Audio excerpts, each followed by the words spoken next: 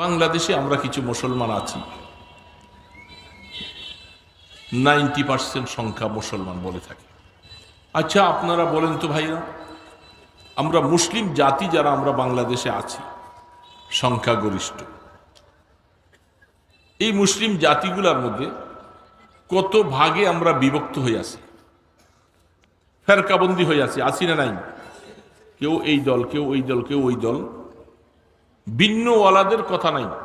মুসলিম জাতির মধ্যে কত ফেরকা, সমস্ত ফেরকাগুলি আমরা দাবি করতেছি। আমি দাবি করতেছি আমি মুসলিম, আপনি দাবি করতেছেন আপনি মুসলিম, উনি দাবি করতেছে উনি মুসলিম, সবাই আমরা মুসলিমের দাবিদার।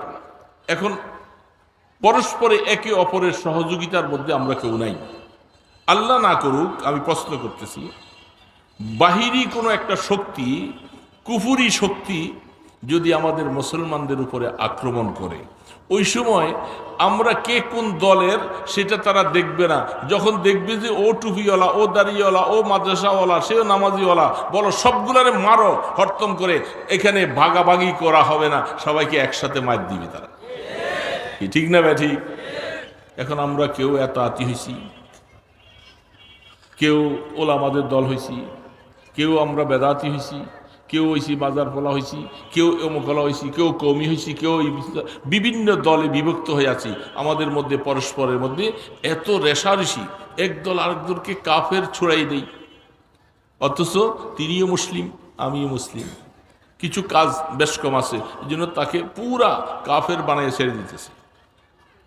আরেক দল আরেক দলকে বলতেছে কঠিন কঠিন অবস্থা, মারামারি হবে, ইত্যাদি হবে। আমাদের হালাতের মধ্যে আসছে তখন, যখন কঠিনভাবে আন্দোলন হয়ে যখন আমাদের উপরে আক্রমণ যখন আসবে, সেখানে তারা এরকম ভাগাভাগি করবে না, এক চাটিয়া মারতে শুরু করবে। তখন তুমি কোথায় পালাইবা? এই জন্য সময় থাকতে ভেদাভেদ ভুলে যাইয়া এক হয়ে যাও, যেন বাতিলের মোকাবেলা যেন একসাথে করা যায়। ঠিক না? কেন এত দ্বন্দ্ব করতেছ? ছোটখাটো ব্যাপারগুলি নিয়ে দ্বন্দ্ব ছেড়ে দাও। চোখে তেরাইয়া তেরাইয়া আরেক দিকে দেখে যদি সেই আপনার মতের বিরুদ্ধে ব্যক্তি যদি একটু মুসিবতে পড়ে, হাততালি দিয়ে বলতেছে খুব ভালো হয়েছে। ঠিক না? আবার তুমি মুসিবতে বললে এই দলে বলতেছে হাততালি দিয়ে খুব মুসিবত হয়েছে। কিন্তু মুসলমান এই ধরনের ভাগাভাগি অবস্থা করে যদি দুনিয়ার মধ্যে যদি তোমরা থাকো, বাতিলের পক্ষ থেকে আক্রমণ আসলে তখন তোমরা বুজদিল হয়ে যাবে, হিম্মত হারা হয়ে যাবে, মুসিবত আসবে, প্রতিহত করার শক্তি তখন থাকবে না। এই জন্য আমাদেরকে আল্লাহ সুবহানাহু ওয়া তাআলা ছোট্ট যে আমি আয়াতটা পড়েছি, আইদু লাহুম মাসতাতা'তুম মিন কুওয়া,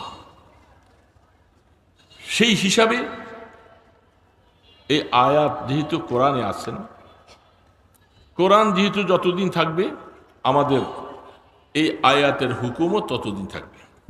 আল্লাহ পাক বলতেছেন, যেই জামানায় তরবারির মাধ্যমে সামনাসামনি যুদ্ধ হয়েছিল, ওই জামানার যুদ্ধগুলি সব সামনাসামনি, ঘোড়া ছিল, তরবারি ছিল, তীর ধনুক ইত্যাদি এগুলি ছিল।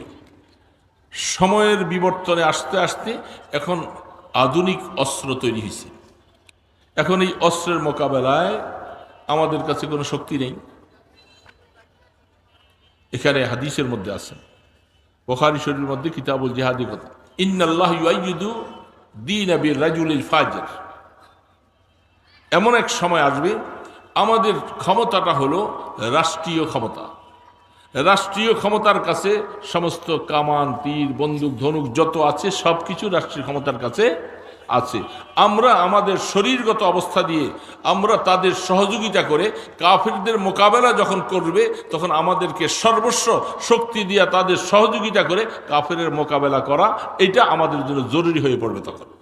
এবং আল্লাহ সুবহানাহু ওয়া তাআলা অনেক সময় কিছু ফাজেক ফুজ্জার, তাদের মধ্যে কিছু গুনার কাজকর্ম আছে, কিন্তু তাদেরকে দিয়ে আল্লাহ পাক অনেক সময় দ্বীনের অনেক খেদমত নিবে। এই জন্য আমাদেরকে তাদের সহযোগিতা করতে হবে, যেহেতু সেই অস্ত্র আমাদের কাছে নাই, রাষ্ট্রীয় ক্ষমতার কাছে আছে। রাষ্ট্রীয় ক্ষমতার সাথে একাত হয়ে আমাদের জীবন দেওয়ার মতো উৎসর্গ করে আমরা তাদের সহযোগিতা করতে হবে। সেই পরিস্থিতি যদি চলে আসে, এই জন্য মুসলিম জাতি, মুসলিম সমাজ আমরা সব সময় মনে রাখব, মনের মধ্যে সব সময় জিহাদি ভাব লালন করব। যে অবস্থাগুলি এখন ইদানিং শুরু হচ্ছে, এটা তো সংশোধন করেই ফেলবে এদের। যদি আপনাদের এখনকার সময় আন্দোলন যেটা দরকার, এখন তো অস্ত্রের আন্দোলন নয়, এখন আন্দোলন হবে প্রতিবাদের আন্দোলন। সেই প্রতিবাদের আন্দোলনটাকে কঠিনভাবে যখন আমরা আন্দোলন করব, আমাদের সন্তানগুলাকে আমরা এই পাঠ্যপুস্তক থেকে সরাইয়া আমরা প্রয়োজন বোধে স্কুলকে বয়কট করব। এই শিক্ষা সিলেবাস পরিবর্তন করতে হবে, নতুবা শিক্ষক, শিক্ষিকা, অভিভাবক, ছাত্র সকলে জনগণ মিলে তাকে বয়কট করলে সরকারের কানে মাছি এমনভাবে পানি ঢুকবে, অতি তাড়াতাড়ি সংশোধন করতে সরকার সচেষ্ট হবে। এই জন্য এক এক সময়ের আন্দোলন এক এক ক্যাটাগরির হবে, যার কারণে আমি আয়াতটা ওইভাবে পড়েছি। এখন এই মুহূর্তে আমাদের দেশে আন্দোলনের রূপরেখা, এখানে মারো পিটো নয়, এখানে আসবে আমার বাকশক্তির মাধ্যমে এই সমস্ত তাদের ষড়যন্ত্রগুলোকে উৎখাত করা, আন্দোলনে ঝাঁপিয়ে পড়া, আমাদের মিটিং মিছিল ইত্যাদির মাধ্যমে আওয়াজ পৌঁছিয়ে দেওয়া সরকারের কানে যে হ্যাঁ, এই দেশের জনগণ তারা খেপে গেছে, এই ধরনের সিলেবাস রাখা যাবে না। সেই সময় আন্দোলনের ডাক আসলে সবাই বলতেছে, ভাই আমার একটু দোকানটা রাখি, আমি কেমনে যাই? হ্যাঁ, আমার শ্বশুর বাড়িতে আমার দাওয়াতটা আসছে, দাওয়াতের এত সুন্দর খানাটা রাইখা আমি কেমনে যাই মিছিলের মধ্যে? কি তাহলে বোঝা গেল সময় মতো সময় উপযোগী আন্দোলনের সাথে আপনি একাত্মতা পোষণ করলেন না। যদি এই আন্দোলনটায় যদি সাকসেস হওয়া না যায়, তাহলে আপনি যে অনুপস্থিত ছিলেন এটার অবাল দায়ভারটা আপনার ঘাড়েও পড়বে।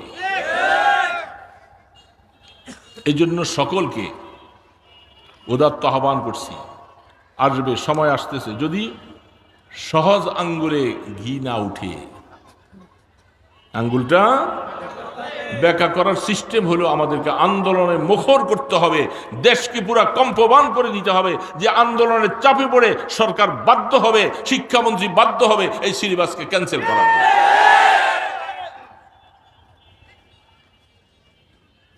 এই জন্য আপনাদের সক্রিয় সহযোগিতা একান্ত দরকার।